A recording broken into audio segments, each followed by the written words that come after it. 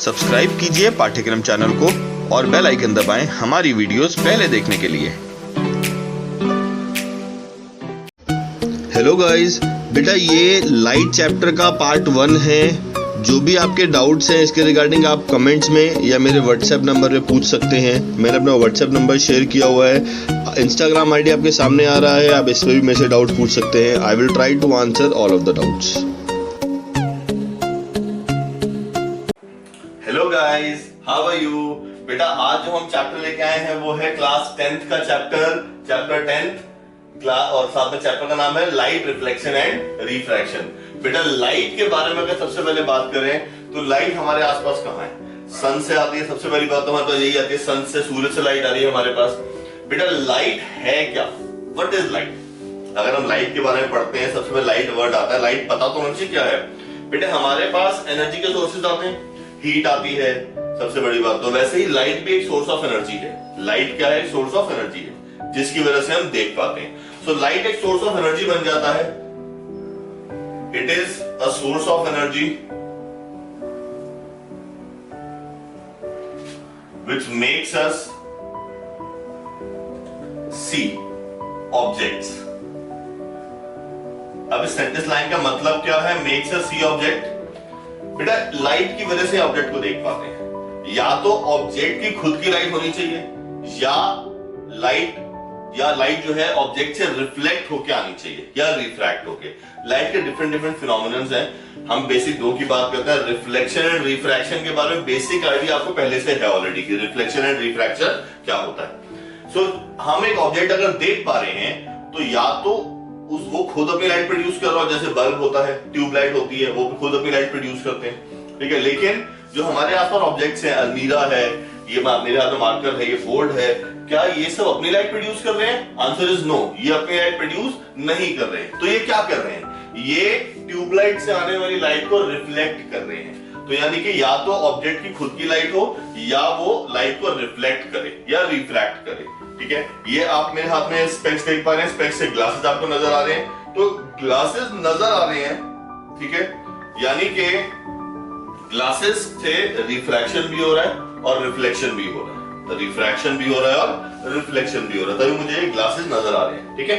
ये स्पेक्टिकल्स के ग्लासेस इसलिए नजर आ रहे हैं मुझे। तो ये तो हो गया लाइट की बात। अब लाइट के बेस पे हम ऑब्जेक्ट्स को दो पार्ट में डिवाइड करते हैं। एक तो आते हैं हमारे पास ल्यूमिनस ऑब्जेक्ट और एक आता है नॉन ल्यूमिनस। ये हम इन्वर्टर की बात नहीं कर रहे, बिल्कुल भी। लेकिन ल्यूमिनस का मतलब क्या होता है? Those produce their own light, जो खुद की लाइट प्रोड्यूस करते हैं। और ये क्या होता है non luminous? Those which reflect और refract the light incident on them. जो लाइट इनके ऊपर आती है उसको या तो रिफ्लेक्ट करते हैं या ये रिफ्रैक्ट करते हैं। तो ये मेरे पास आते हैं luminous and non luminous objects, ठीक है जी। अगर हम लाइट की बात करें, लाइट का बेटा नेचर, अब देखो लाइट है, लाइट एक एनर्जी हो गई हमारे पास। एनर्जी इसका नेचर भी हमारे पास होता है। देखिए नेचर हमारे पास क्या होता है, अगर हम नेचर की बात करते हैं, इसका nature of light,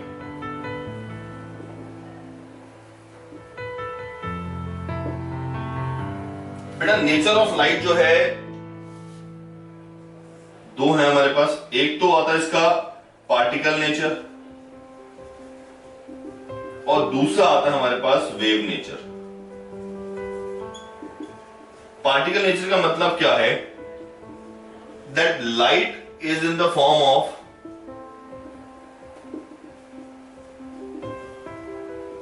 small packets of energy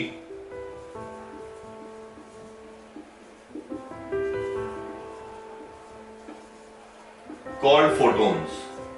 उनको हम फोटोन्स कहते हैं। तो ये फोटोन्स हैं। क्या हमें फोटोन्स दिखते हैं? नहीं।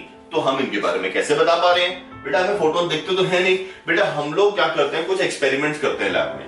उन एक्सपेरिमेंट के बेस पर हम लोग को कुछ रिजल्ट्स एक्सपेक्टेड होते हैं। आपने भी लैब में कभी ना कभी एक्सपेरिमेंट किए होंगे, आप भी कुछ रिजल्ट एक्सपेक्ट कर रहे होते हो। अगर तो रिजल्ट आ गया तो इसका मतलब जो आप सोच रहे थे बिल्कुल ठीक है, लेकिन अगर वो रिजल्ट नहीं आया तो आप फिर सोचने में मजबूर हो जाते हो कि ऐसा क्यों हुआ। तो यही हमारे पास होता है, हमारे पास कुछ रिजल्ट्स आते हैं एक्सपेरिमेंट के, उन रिजल्ट्स के बेस पे हम ये कहते हैं कि लाइट का पार्टिकल नेचर है। और वो एक्सपेरिमेंट कौन सा है, वैसे तो आपके कोर्स का पार्ट नहीं है, बट फिर भी आपको मैं नाम बता देता हूं।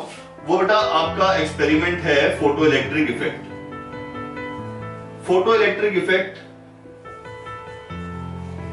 हमारे पास आता है। अब हमारे आसपास कहां ऑब्जर्व होता है ये, मैंने नाम तो बता दिया तो भारी भरकम नाम हो गया, पर ऐसा भारी भरकम नाम से डरने की जरूरत नहीं है। मैं आपको बताता हूं, आपके मोबाइल में बेटा एक सेंसर लगा होता है, छोटा सा सेंसर होता है कि नहीं होता है। जैसे ही आप फोन कान पे लगाते हैं, आपका स्मार्टफोन की बात करो, जैसे ही फोन लगाते हैं आप कान पे, लाइट बंद, स्क्रीन ऑफ हो जाती है, ठीक है।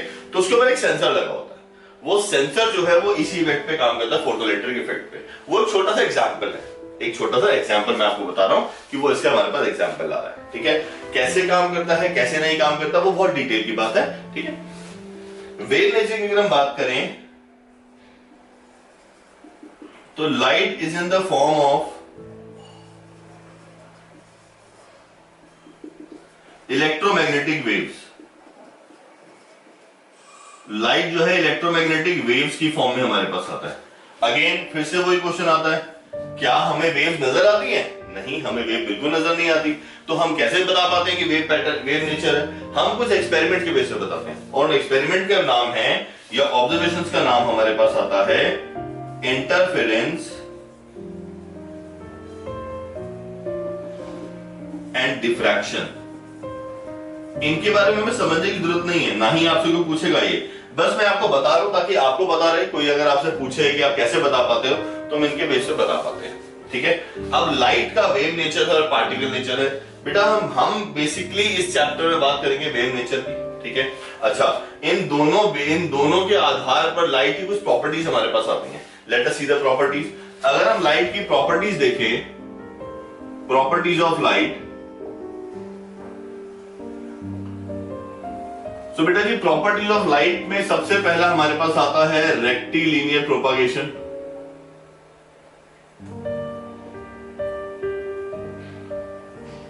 इसका मतलब आपको बताया जाएगा। दूसरा आता है आपके पास रिफ्लेक्शन, और तीसरा आपके पास आता है रिफ्रैक्शन। फोर्थ आपके पास आता है इसके अंदर डिस्पर्जन। फिफ्थ हमारे पास आ रहा है total internal reflection. Total internal reflection, total internal reflection वैसे तो रिफ्रैक्शन का ही पार्ट है, बट एक स्पेशल केस है, इसलिए हम इसको अलग से स्टडी करते हैं। देन हमारे पास आता है बेटा इसके अंदर, that is scattering, interference, diffraction,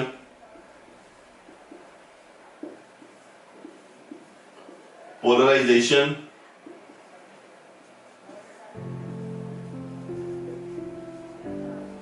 photo electric effect,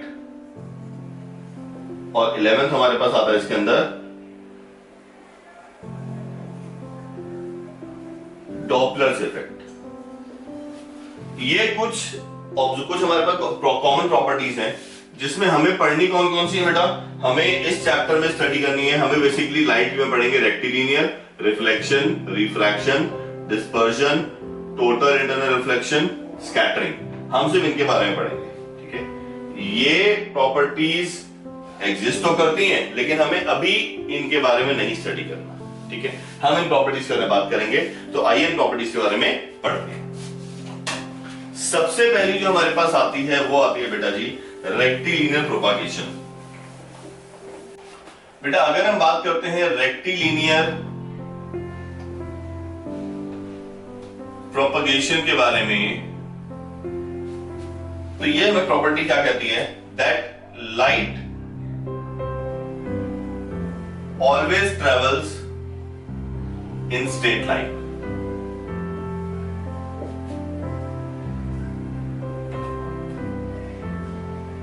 अब इसमें हमारे पास क्या एक्सपेरिमेंट आता है बेटा, हमने इसके लिए ऑलरेडी पहले एक एक्टिविटी आपने छोटी क्लास में की है, जिसके अंदर हमने क्या किया था, कार्डबोर्ड्स बना दिए थे और कार्डबोर्ड्स के आगे हमने एक कैंडल रख दी थी।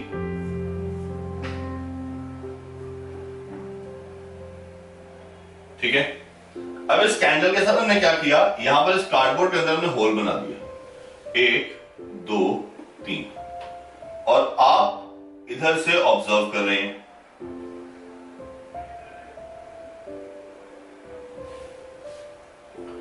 सिंस बेटा ये लाइट देखो, ये तीनों होल्स एक लाइन में हैं, तो आपको नजर आएगा ये कैंडल का फ्लेम। लेकिन अगर ये होल थोड़ा सा भी इधर होता तो यहां पर लाइट रुक जाती और आपको नजर नहीं आता, क्योंकि लाइट यहां से घूम के नहीं आएगी, बिल्कुल स्ट्रेट आती है।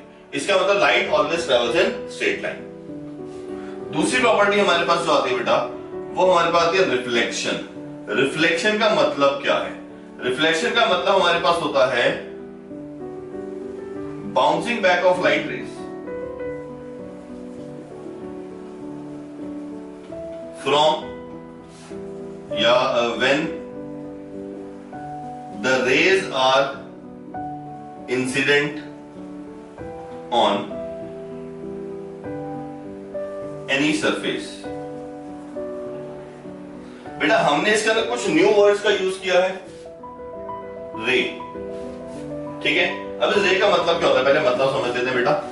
देखिए रे का मतलब हमारे पास क्या आ रहा है,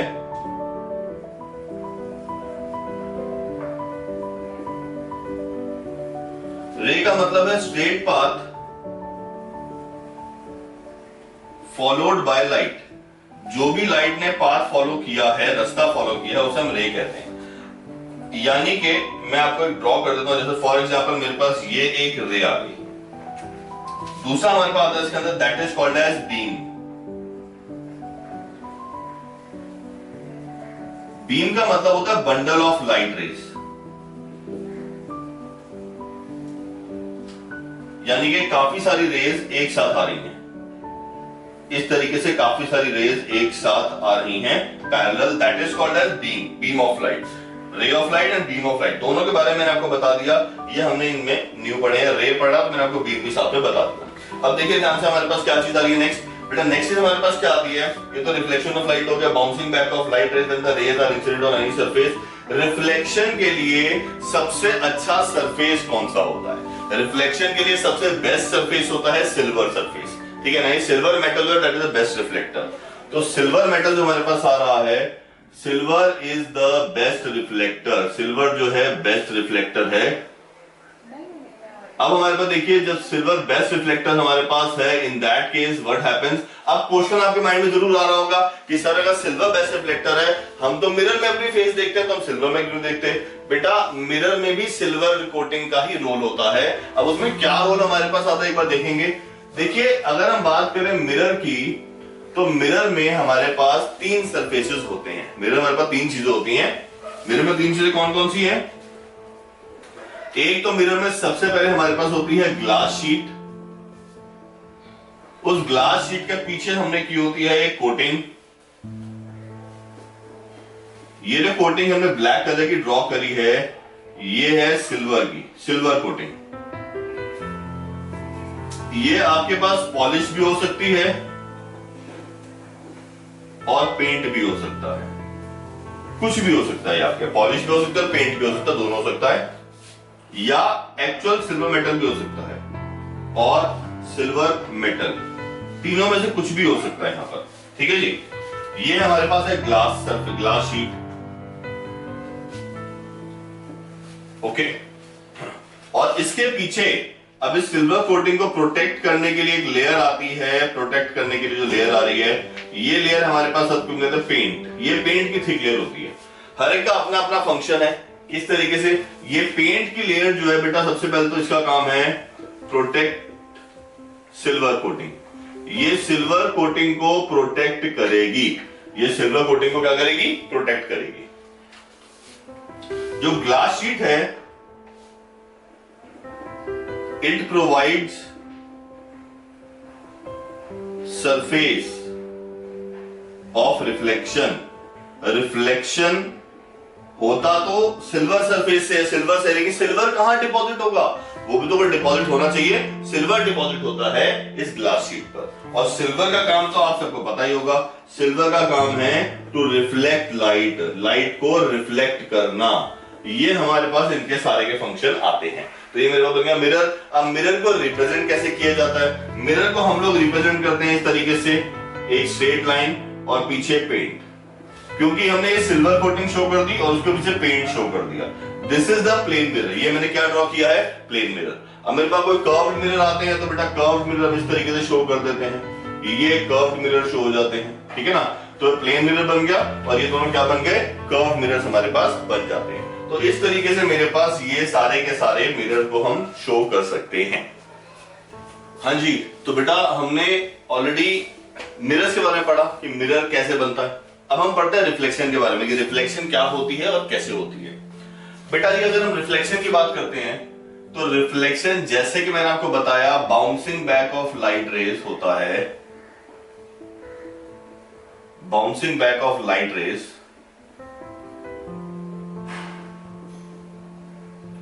फ्रॉम अ सरफेस। किसी भी सरफेस से बाउंसिंग बैक हो रहा लाइट रेज का, तो उसे हम कहते हैं रिफ्लेक्शन। क्या कहते हैं उसे हम? रिफ्लेक्शन। ठीक है जी, उसे हम रिफ्लेक्शन का नाम देते हैं। जैसे कि मान लो सरफेस है मेरे पास, लाइट आई इधर चली गई, ये तो रिफ्लेक्शन हो गया। पर क्या रिफ्लेक्शन के लिए कोई लॉस भी होते हैं या ऐसे ही अपनी मर्जी से होता है रिफ्लेक्शन? अपनी मर्जी से तो नहीं हो सकता ना, फिजिक्स है, फिजिक्स में कुछ ना कुछ लॉस तो होंगे जो कि रिफ्लेक्शन को एक्सप्लेन कर रहे होंगे, कुछ रूल्स होंगे। तो आइए बेटा हम बात करते हैं लॉज ऑफ रिफ्लेक्शन की। तो लॉज ऑफ रिफ्लेक्शन हमारे पास जो आते हैं वो क्या है? Laws of reflection,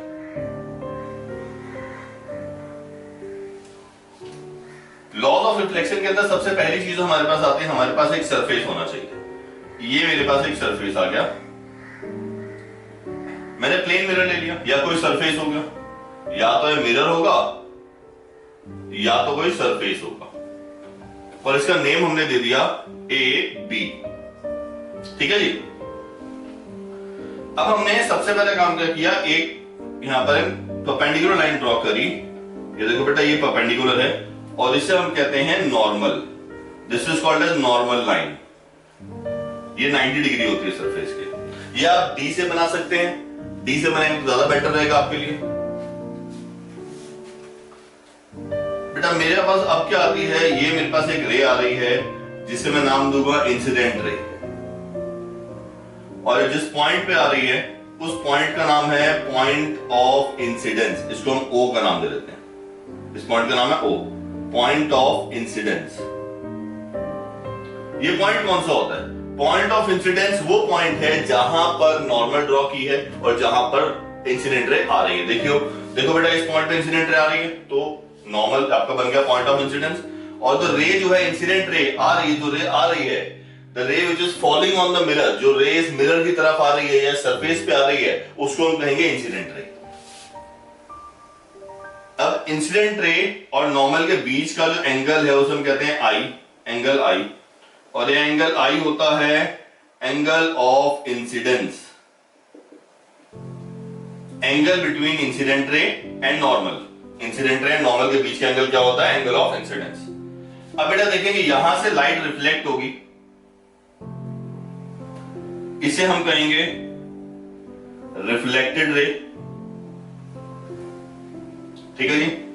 the ray which bounce back from the point of incidence, वो रे जो कि पॉइंट ऑफ इंसिडेंस से बाउंस करके वापस आ रही है। और ये जो एंगल दोनों के बीच का आ गया, इसे हम स्मॉल आर लिखेंगे, एंगल बिटवीन रिफ्लेक्टेड और नॉर्मल लाइन, रिफ्लेक्टेड और नॉर्मल के बीच का एंगल, और इसे लिखा जाता है angle of reflection.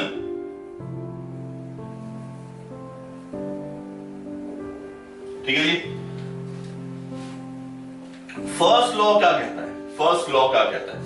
First law ये कहता है कि incident ray, normal and reflected ray all lie on same plane. Same plane पे होंगे। किस तरीके से होंगे सेम प्लेन पे? इसका मतलब क्या है? मान लो मेरा जो हाथ है ये प्लेन है, अगर मैं यहाँ मिरर रखता हूँ, अगर मैं यहाँ मिरर रखता हूँ, लेट से मैंने मिरर रख दिया यहाँ पर एक, अब मैंने जो मिरर रखा है यहाँ पर, मिरर के साथ मेरे पास क्या होता है, लाइट आएगी और यहाँ से चली जाएगी, ठीक है, और वो जितनी रेज है, नॉर्मल है, रिफ्लेक्टेड रे है या इंसिडेंट रे, वो मेरे इस हाथ के प्लेन पे, हैंड के प्लेन पर ही बनेगी। अगर इसकी जगह आप एक पेपर ले लेंगे तो पेपर पर ड्रॉ होगी। क्या अपनी मर्जी से ड्रॉ होगी या हम ड्रॉ करेंगे? नहीं, बिल्कुल भी नहीं। ये जब हम रिफ्लेक्शन का एक्सपेरिमेंट करते हैं तब अपने आप ऑब्टेन होती है। बेटा एक डिफरेंस होता है, ऑब्टेन करना और ड्रॉ करने में डिफरेंस होता है। ऑब्टेन करने का मतलब है कि एक एक्सपेरिमेंट के दौरान निकली हो, उस एक्सपेरिमेंट करते वक्त आई हो, और ड्रॉ करने का मतलब होता है आपने अपनी मर्जी से ड्रॉ की हो। तो हम ड्रॉ नहीं कर रहे हैं, ये ऑब्टेन होती है। ऑब्टेन करने का एक मेथड होता है, जब हम आपके साथ डिस्कस करेंगे, वीडियो में प्रैक्टिकल डिस्कस करेंगे रिफ्लेक्शन का, ठीक है ना, जरूर करेंगे, बिल्कुल करेंगे और डिस्कस करेंगे, तो हम आपको बताएंगे रिफ्लेक्शन किस तरीके से होती है और कैसे प्लेन पे आती है। दूसरा हमारे पास लॉ कहता है that angle of incidence is equal to angle of reflection for all surfaces, her surface पे। अब यहाँ पर क्वेश्चन आता है, कई बच्चे कहते हैं सर क्या ये रफ सरफेस के लिए भी होगा? मेरा जवाब है हाँ, रफ सरफेस के लिए भी होगा। बेटे जो वॉल आपके आसपास है, यहाँ पर आपको वॉल नजर आ रही है, वॉल आपके आसपास आ रहा है और आपके सामने बोर्ड नजर आ रहा है, ये बोर्ड भी आपका कोई स्मूथ सरफेस नहीं है, पॉलिश सरफेस नहीं है, ये भी रफ सरफेस पे है, इस पे भी रफनेस है, इस पे भी रफनेस है। तो इस रफ सरफेस से भी तो लाइट रिफ्लेक्ट कर रही है। और ये मुझे एक बात बताओ आप, ये पूरा सरफेस है, लाइट तो सिर्फ एक पॉइंट से इंसिडेंट है ना, इस पॉइंट पे लाइट आ रही है, इसी पॉइंट से रिफ्लेक्ट हो रही है। अब ये पॉइंट तो हर सरफेस पे एग्जिस्ट करेंगे, ठीक है जी। तो जब पॉइंट हर सरफेस पे एग्जिस्ट करते हैं तो इसका मतलब हमारे पास क्या हो गया कि जो ये लॉज ऑफ रिफ्लेक्शन है, ये स्मूथ सरफेस, पॉलिश सरफेस यानी मिरर हो गया, पॉलिश सरफेस के अंदर मिरर हो गया, या कार का बोनट हो गया, ग्लास हो गया, ये मेरे स्पेक्स चश्मे का ग्लास हो गया, ठीक है ना, ये सब तो है, ये है पॉलिश सरफेसेस, पॉलिश्ड जो चमकते हैं।